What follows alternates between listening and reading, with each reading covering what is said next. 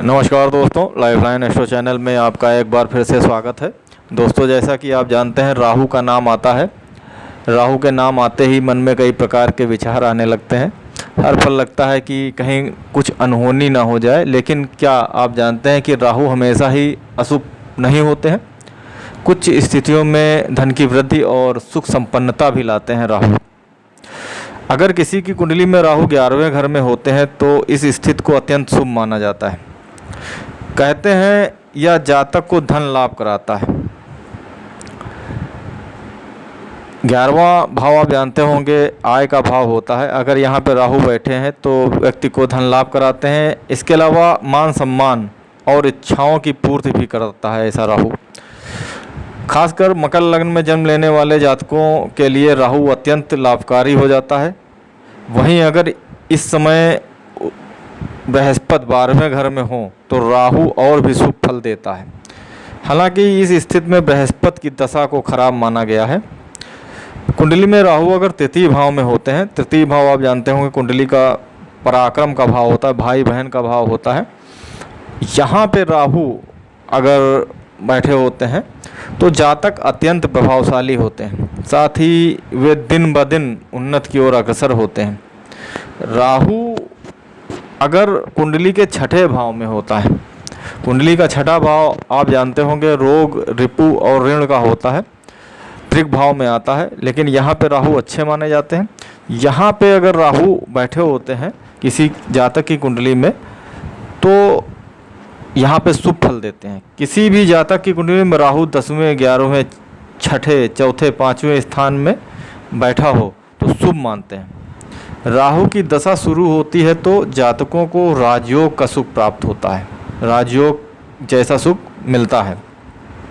यदि किसी की हथेली पर राहु रेखा अत्यंत लंबी हो, आप राहु रेखा जानते होंगे, मंगल पर्वत जो होता है वहाँ से राहु रेखा निकलती है, भाग्य रेखा की तरफ जाती है। और किसी की राहु रेखा जो होती है भाग्य रेखा को पार करती हुई मस्तिष्क रेखा तक जाती है। हस्त रेखा शास्त्र कहता है कि ऐसी रेखाओं से व्यक्ति को राष्ट्रीय स्तर पर सम्मानित किए जाने का योग बनता है। हथेली में निर्दोष राहु रेखा को निर्दोष राहु रेखा भी कहते हैं। ये रेखाएं अधिकतर वैज्ञानिकों और शोधकर्ताओं की हथेली में पाई जाती हैं। ज़्यादातर वैज्ञानिक और शोधकर्ता जो होते हैं उनकी हथेली में पाई जाती हैं। कहा जाता है कि ये रेखाएं विशेष सम्मान प्राप्ति में सहायक होती हैं। हस्त रेखा विज्ञान की माने तो यदि किसी व्यक्ति की हथेली में 3 राहु रेखाएं होती हैं तो उसे गोद की संपत्ति का लाभ मिलता है। किसी की संपत्ति को, जैसे आपको उस पर आप मान लीजिए उसका ट्रस्ट के हिसाब से आप देख लें, या आप उसको मान लीजिए कि लीज पे ले लें, लेकिन ऐसी संपत्ति से आपको बहुत बड़ा फ़ायदा होगा, बहुत बड़ा लाभ मिलता है। इसके अलावा उसे राजनीतिक क्षेत्र में भी उच्च पद प्राप्त होता है। अगर तीन रेखाएं राहु रेखाएं हैं तो व्यक्ति को राजनीति के क्षेत्र में भी बहुत बड़ा फ़ायदा मिलता है, ऐसा बताया गया है। अब बात करेंगे राहु से निर्मित होने वाले योग। राहु और केतु एक छाया ग्रह है, आप जानते होंगे। उनका कोई बौद्धिक स्तर अस्तित्व नहीं होता है। राहु का कुंडली में प्रभाव बहुत तेज मिलता है। आप जानते होंगे राहु बहुत तेज अपना प्रभाव देते हैं। राहु जिस ग्रह के साथ बैठते हैं उनके आधार पर और जिस राशि में बैठते हैं उस हिसाब से अपना प्रभाव देते हैं। जिस ग्रह के साथ होते हैं उनका प्रभाव कम कर देते हैं, उस ग्रह का प्रभाव कम कर देते हैं। लेकिन कुछ योग राहु के साथ अन्य ग्रह से निर्मित होते हैं।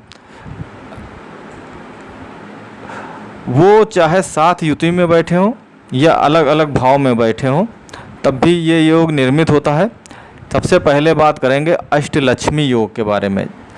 अष्टलक्ष्मी योग, जब राहु छठे भाव में हो और गुरु 10वें भाव में हो तो अष्टलक्ष्मी योग का निर्माण होता है। अगर यहाँ पर मीन का राहु और कर्क का गुरु हो तो यह योग बहुत ही उत्कृष्ट श्रेणी का होता है, बहुत ही अच्छा योग माना गया है। ये योग जो होता है व्यक्ति को बहुत मान सम्मान, धन, पद, प्रतिष्ठा सब कुछ देता है। इसी के साथ में एक अशुभ योग है ग्रहण योग। सूर्य के साथ राहु लग्न में या किसी भी भाव में हो तो ये योग ग्रहण योग बनता है। लेकिन इसके अलावा अगर स्थिर लगन में त्रिकोण में सूर्य और राहु की युति हो तो यह फलदायक होता है, ऐसा बताया गया है। चंद्रमा के साथ राहु को भी ग्रहण योग बताया गया है। व्यक्ति जो होता है निराशावादी होता है। गुरु के साथ राहु की युति भी चंडाल योग कहलाती है। ऐसा जातक जो होता है उसका धर्म के प्रति आस्था कम हो जाती है, नास्तिक प्रकार का हो जाता है ऐसा जातक। आप जानते होंगे 3, 6, 11 में अगर राहु की ये युति बन रही है तो इसका प्रभाव कम देखने को मिलता है। 3, 6, 11 भाव जो होते हैं इसमें अगर ये गुरु और राहु की युति बन रही तो इसका कम जो गलत का प्रभाव है वो कम देखने को मिलेगा। इसके अलावा एक अंगारक योग बनता है। यदि मंगल के साथ राहु की युति होती है तो अंगारक योग होता है। ऐसा व्यक्ति अनावश्यक खर्चों में अधिक लिप्त रहता है। 3, 6, 11 में ये युति कम खराब प्रभाव देती है। इसी के साथ शनि के साथ अगर राहु बैठा हो तो श्रापित योग कहलाता है। यदि लग्न में होता है तो स्वास्थ्य और बुद्धि को खराब करता है। चतुर्थ स्थान में माता को कष्ट, पंचम में संतान को कष्ट देता है। इसी प्रकार से सप्तम भाव में अगर ये युति बन रही हो शनि और राहु की तो विवाह का जो सुख होता है उसमें कमी करता है। लेकिन अगर गुरु की दृष्टि इस पर पड़ रही हो और वो भी गुरु जो है कारक अवस्था में हो, बलवान अवस्था में हो, तो इसके प्रभाव बहुत कम ना के बराबर हो जाते हैं। तो दोस्तों ये जो थे कुछ अच्छे प्रभाव बताए गए राहु के और कुछ खराब प्रभाव बताए गए राहु के। राहु आप जानते होंगे व्यक्ति को अर्श से फर्श पे और फर्श से अर्श पे लाने की कुवत रखता है। राहु बहुत ही तेज गति से अपना प्रभाव देता है। तो दोस्तों ये कुछ राहु के प्रभाव थे, कुछ शुभ थे, कुछ अशुभ थे। अगर आपको वीडियो अच्छा लगा है तो कृपया सब्सक्राइब करें, लाइक करें, चैनल से जुड़ जाएं। चैनल के माध्यम से आपको कुंडली के जो भी बारीक से बारीक विषय हैं उनको बताया जाएगा। हस्तरेखा से संबंधित जो भी विषय हैं, हस्तरेखा शास्त्र जो है उसमें जो भी विषय हैं उनको बताया जाएगा। तो दोस्तों मिलते हैं अगले वीडियो में, तब तक के लिए नमस्कार, धन्यवाद।